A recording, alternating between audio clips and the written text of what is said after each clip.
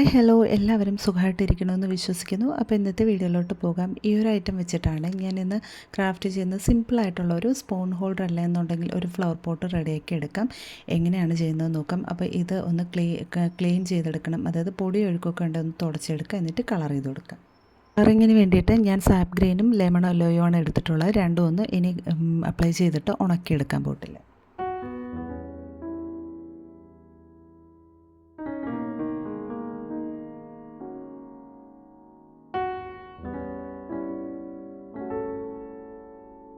ഇത് കഴിഞ്ഞിട്ട് കുറച്ച് ഫ്ലവേഴ്സ് വരച്ചു കൊടുക്കുകയാണ്. അപ്പോൾ കുറച്ച് അട്രാക്റ്റീവായിട്ട് നിൽക്കുന്ന കളർ തന്നെ, അതായത് എടുത്ത് കാണിക്കുന്ന രീതിയിൽ തന്നെ കളർ ചെയ്ത് കൊടുത്താൽ നല്ല ഭംഗി ഉണ്ടാകത്തുള്ളൂ. അപ്പോൾ എനിക്കധികം വരയ്ക്കാനൊന്നും അറിയത്തില്ല, എങ്കിലും ഞാൻ എന്നെക്കൊണ്ട് പറ്റുന്ന രീതിയിൽ എങ്ങനെയൊക്കെ ഇതേ ഫ്ലവേഴ്സ് വരച്ചെടുത്തിട്ടുണ്ട്. ഒരു പിങ്കും വൈറ്റും ചേർന്ന രീതിയിലാണ് ഞാൻ മിക്സ് ചെയ്താണ് ഫ്ലവേഴ്സിൻ്റെ പെറ്റൽസ് എല്ലാം വരച്ചു കൊടുത്തത്. നടുഭാഗത്തായ ലെമൺ യെല്ലോ വെച്ചിട്ട് തന്നെ ബ്രഷ് ഇട്ട് ചെറിയ കുത്തൊക്കെ ഇട്ട് കൊടുത്തു, പൂമ്പൊടി പോലെ തോന്നിക്കുന്നതിന്.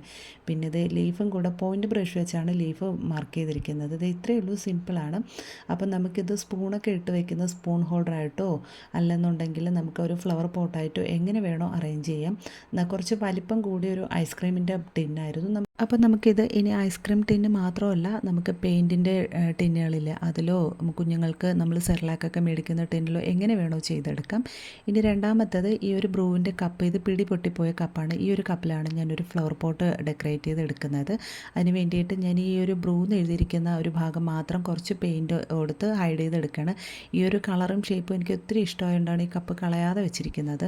അപ്പോൾ ഞാൻ അതൊന്ന് ഹൈഡ് ചെയ്തെടുത്തിട്ടുണ്ട്. പിന്നെ നമുക്ക് ഈ ഒരു പിടി ഇങ്ങനെ പൊട്ടിയ ഭാഗമില്ല, അവിടെ എന്തെങ്കിലും ഇനി മിനുക്ക് പണി ചെയ്യാൻ തന്നു കഴിഞ്ഞാൽ ചിലപ്പോൾ കപ്പ് തന്നെ പൊട്ടിപ്പോവും. അപ്പോൾ അത് വരാതിരിക്കാൻ വേണ്ടി നമുക്കിതിങ്ങനെ മറിഞ്ഞിരിക്കുന്ന രീതിയിൽ അറേഞ്ച് ചെയ്ത് വെക്കാൻ പറ്റും. പിന്നെ ഞാൻ ഇതിന് പ്രത്യേകിച്ച് പെയിൻ്റൊന്നും കൊടുക്കുന്നില്ല, കാരണം നല്ലൊരു ഗ്ലോസി ആയ ഒരു ഫിനിഷിങ്ങും ഉണ്ട്.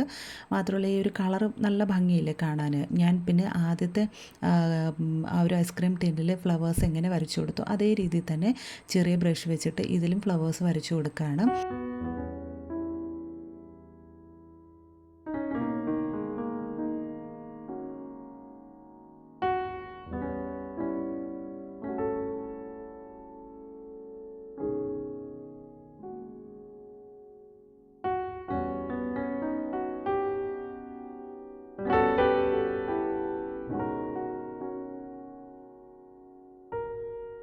അതിനാൽ ഈ ചിത്രപ്പണിയൊക്കെ കഴിഞ്ഞു. ഇനി ഇതിൻ്റെ ഇടയിൽ കുഞ്ഞു കുഞ്ഞു ഡോട്ട്സും കൂടെ ഇട്ട് ഞാനിതൊന്ന് കവർ ചെയ്തെടുക്കുമ്പോഴത്തേക്കും ഈ ഒരു ഐറ്റവും റെഡിയായി കഴിഞ്ഞു.